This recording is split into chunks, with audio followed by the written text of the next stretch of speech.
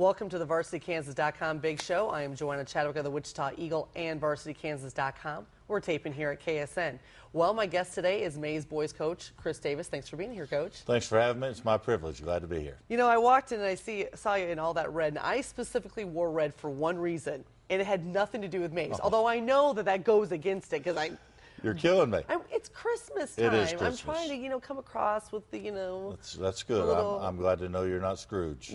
No, boy, my boys, they might tell you differently, but I have a deal with my kids. They get a present in their stocking every single morning of December. Makes them behave, from doesn't Santa. It? Yeah, most of the time. Anyway. All right, well, let's talk a little bit about your team. You guys are sitting here at 3-0, and what is different from a year ago when you won 8 games? I know you finished strong, but what is different from a year ago?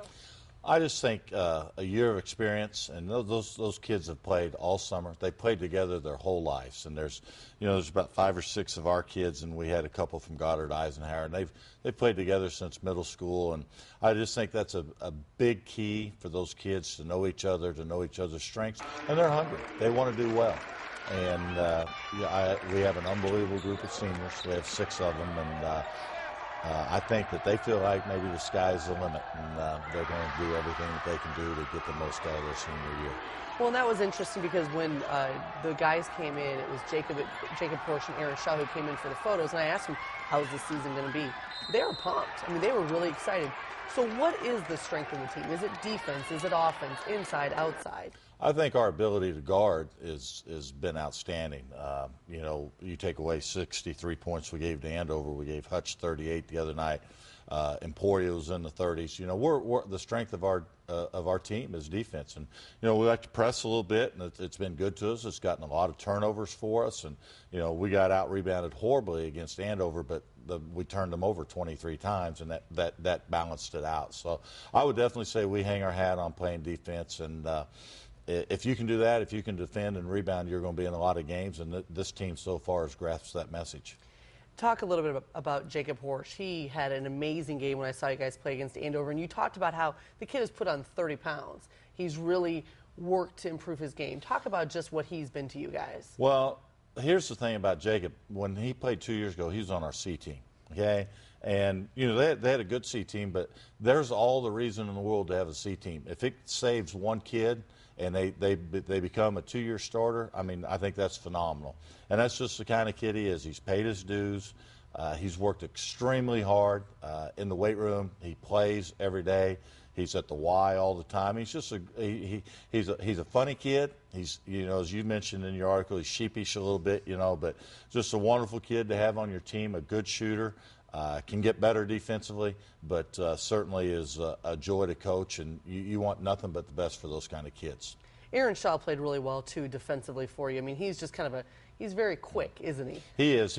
He's our energy guy, and if Aaron's not good, we're probably not going to be very good. We feed off his energy, and he brings it, and he's the head of our student council at school. The kids love him. I mean, he's got so many interests going on at Maize High School, and basketball is just an outlet for him, I think, and boy, what energy he brings to the table, because he certainly makes us go.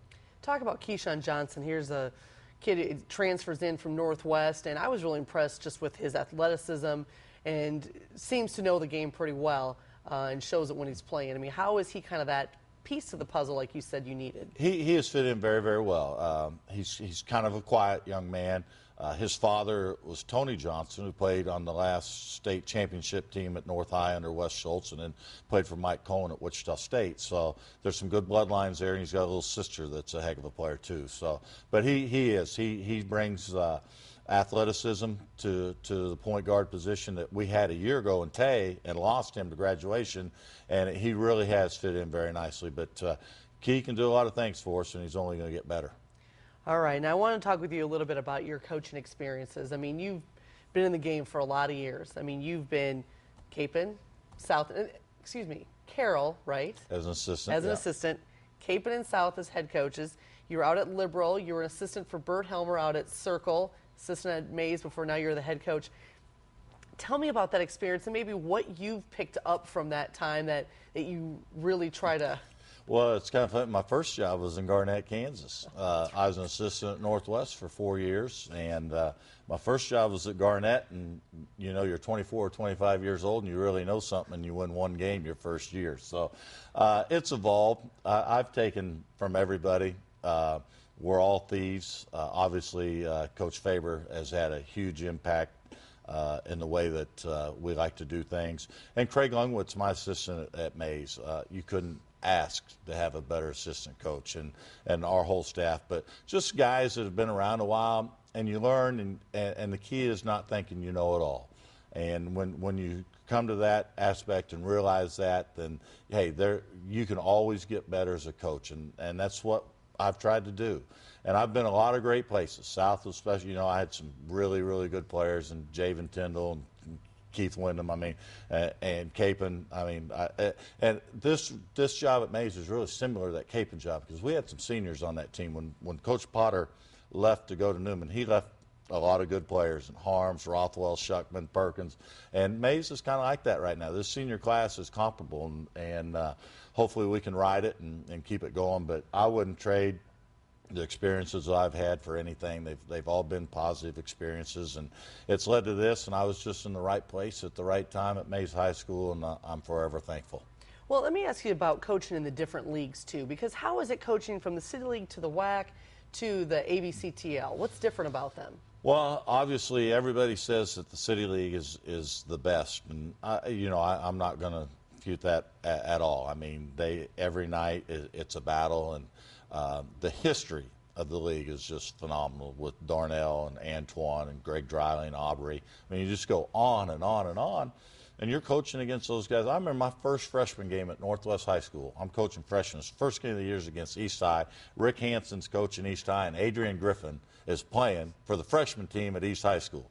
And it was the last non-varsity game that kid ever played. Why they had to play him against us, I don't know. But off the charts in the City League, I think as far as the WAC, I mean, you look at guys like Dennis Hamilton that's been at Dodge for years and has hung his hat on his own defense and just stymieing people. I mean, it's a credit to him. Garden's been good year in and year out. Liberal's been competitive. So a great league there. And then here with our league, I mean, it's a very balanced league. But we're in the best football league in the state of Kansas, and but I certainly it's been a plus for us this year, because we have ridden football without a doubt, with a lot of our kids playing football. So the AVCTL obviously,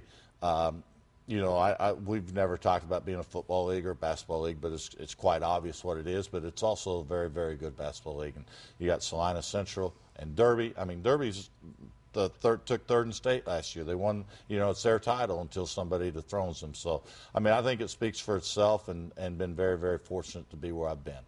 Well, Chris, thank you so much for being here. It was great talking to you. I love that Adrian Griffin story. That's just awesome. Thanks for having me. Anytime. Happy holidays. You too. All right, well, let's take a look at this week. Just to let you know, I will be chatting live on Wednesday at VarsityKansas.com from 1 to 2.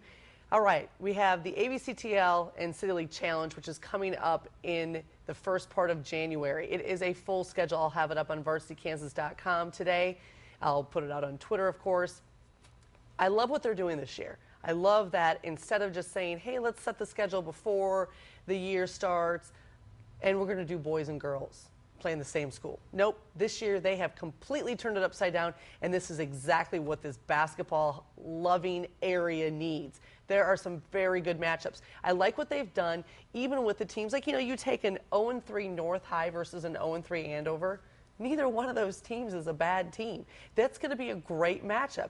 You take, Southeast Girls versus Goddard. They're both struggling right now. I can guarantee you that is going to be a good game. Let's talk about the games between some of the top teams. We've got Bishop Carroll versus Maize South Girls. Very good matchup here. I like what Maize South has. Bishop Carroll's trying to turn it around from a year ago. This could be pretty heated. Also, you got that west side thing going there, which is always good. Northwest Andover Central boys, East Derby boys, Heights Maize South boys. I am especially in favor of this matchup because I love that it puts Heights playing a 5A school. Heights is now 5A. I know we all think that is not right. It just doesn't feel right. But you know what? They're 5A. Let's set them up with a good 5A boys basketball team in Maize South. The capper of the whole 3 days at Koch Arena, though, will be South Maize girls. Come on. That is outstanding. You got the defending 6A champ. You've got Maize High, which is 3rd and 4th in the past 2 years in 6A. That team is outstanding. I was blown away by the level of depth that team has, which they have not had in recent years. South is going to have its hands full. It's going to be very fun to watch. And then the last game of the night is going to be Maize versus Southeast boys. It's a good matchup. I expect a very physical, fast game. It'll be good to see. So I hope you all check out those games. I, of course, will be writing for those stories heading into it and during the 3 days out at Koch Arena, so make sure to check them out. It is a busy week this week. We've got Tuesday, Thursday, Friday games. Most of the area is going Friday night for basketball. The City League is going Thursday night, and they do not have school on Friday, so it's a good way to do it. I like that. And we have East versus Heights. East will be hosting Heights on Tuesday night. This, to me, is the first marquee matchup of the City League boys season. It's going to be a good one. They're both unbeaten. It'll be fun and fast. Well, thank you so much for watching the VarsityKansas.com Big Show. I appreciate your time. I will not be back next week. I will not return until the second week of January. I know. You can still catch up with me on Twitter, though. Enjoy your holidays.